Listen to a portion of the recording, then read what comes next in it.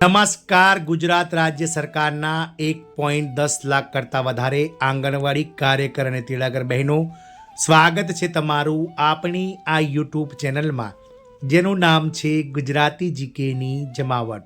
તો આપ સૌ બહેનોની છેલ્લા 3 વર્ષથી જે માંગ ચાલી આવે છે, સૌથી મુખ્ય માંગણીઓમાંની એક માંગ, તે માંગ પર સરકાર હવે જે છે તે વિચારણા કરી રહી છે અને ટૂંક જ સમયમાં છેલ્લા 3 વર્ષથી આપ કર્મચારીઓની જે ચાલતી માંગ છે તેને જે છે તે અમલમાં લાવવાને લઈને સરકાર હાલ વિચારણા કરી રહી છે. તો આજના વિડીયોમાં આપણે આંગણવાડી કર્મચારી બહેનો જાણીશું કે ગુજરાત રાજ્ય સરકાર દ્વારા આપ કર્મચારી બહેનોની જે મુખ્ય પડતર માંગણીઓ છે દાયકાઓ જૂની, જેમાં 3 વર્ષથી આપ જે બહેનો મુખ્ય માંગણી કરી રહ્યા છો તે માંગણીને લઈ અને સરકાર જે છે તે હવે તેને અમલમાં મૂકી શકે છે તેવી વિચારણા હાલમાં આ સરકાર જે છે તે તેના વિચારણા હેઠળ છે. તેને લઈ અને આજના વિડીયોમાં આપણે વિગતવાર ચર્ચા કરીએ બહેનો કે સરકાર છેલ્લા 3 વર્ષથી ચાલતી વિચારણા ક્યારે અમલમાં મૂકી શકે છે, શું છે આ માંગણી અને શું છે તમામ બાબત, તેને લઈ અને વિડીયોમાં વિગતવાર ચર્ચા કરીશું. તો વિડીયોના અંત સુધી આપ બન્યા રહો અને જો ચેનલમાં આપ કર્મચારી બહેનો નવા સબસ્ક્રાઈબર હોય તો ચેનલને સબસ્ક્રાઈબ કરી બાજુમાં રહેલું બેલ આઇકોન દબાવીને ઓલ નોટિફિકેશન ઓન કરવાનું ભૂલશો નહીં. તો ગુજરાત રાજ્ય સરકારના મહિલા અને બાળ વિકાસ વિભાગના નેજા હેઠળ આંગણવાડી કેન્દ્રોમાં એટલે કે 53,000 કરતાં વધારે આંગણવાડી કેન્દ્રોનું સંચાલન કરતા કુલ 1.10 લાખ કરતાં વધારે આંગણવાડી કાર્યકર અને તેડાગર બહેનોની છેલ્લા 3 વર્ષથી જે ચાલતી વિચારણા હવે અમલમાં આવી શકે છે. ગુજરાતની આંગણવાડીમાં હવે ટેક હોમ રેશન એટલે કે THRમાં જીઓ ટેગિંગ ફરજિયાત કરવામાં આવી શકે છે, જેના લીધે રેશન સાચા લાભાર્થીઓ સુધી પહોંચે તે માટે હવે સરકાર દ્વારા પ્રયાસ કરવામાં આવી રહ્યો છે.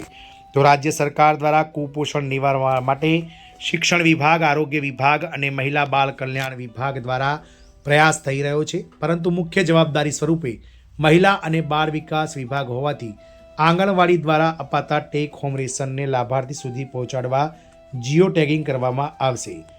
આંગણવાડીમાં ટેક હોમ રેશન 6 મહિનાથી 3 વર્ષના સુધીના બાળકોને તેમજ ગર્ભવતી મહિલાઓને, ધાત્રી માતાઓને આપવામાં આવે છે. આ રેશન આંગણવાડી કેન્દ્ર મારફત પહોંચાડવામાં આવે છે.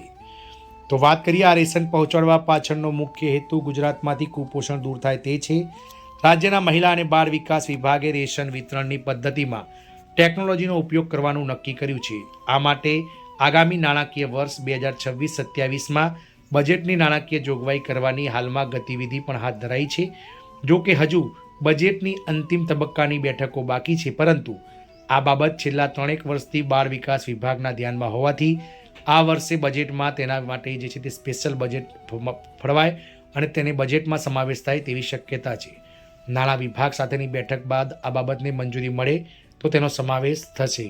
તો ગુજરાતમાં કુપોષણ ઘટ્યું હોવાના કેન્દ્રના આંકડા છે. કેન્દ્ર સરકારના ઓક્ટોબર 2024ના યોજાયેલા સંસદના સત્રમાં રજૂ કરાયેલા આંકડા પ્રમાણે ગુજરાતમાં બાળકોની જે કહી શકાય કે કુંઠિત વૃદ્ધિ સ્ટન્ટિંગની ટકાવારી ઓક્ટોબર 2022માં 53.6% હતી, જે ઓક્ટોબર 2023માં ઘટીને 43.6% થઈ ગઈ છે અને ઓક્ટોબર 2024 સુધીમાં તે 40.8% થઈ ગઈ છે. તેવી જ રીતે ઓછા વજનવાળા બાળકોની ટકાવારી ઓક્ટોબર 2022માં 23.1% હતી, જે ઓક્ટોબર 2024 સુધીમાં 20.7% સુધી પહોંચી ગઈ છે. તો કુલ મળી અને છેલ્લા 3 વર્ષથી જે મુખ્ય વિચારણા ચાલી રહી છે તે ગુજરાતના આંગણવાડીમાં હવે ટેક હોમ રેશન કે જે 0 થી 6 વર્ષના બાળકો, ગર્ભવતી માતાઓ અને ધાત્રી કહી શકાય માતાઓને મળે છે, તેમાં હવે જીઓ ટેગિંગ ફરજિયાત કરાશે અને તેના માટે સરકાર દ્વારા વર્ષ 2026-27નું જે પૂર્ણ કદનું બજેટ ફેબ્રુઆરી મહિનાના 2જા અથવા તો 3જા અઠવાડિયામાં જે વિધાનસભામાં બજેટ સત્ર શરૂ થવાનું છે તેમાં સરકાર દ્વારા જાહેરાત કરાઈ શકાય છે. આપ કર્મચારી બહેનોની લાંબા સમયની માંગ છે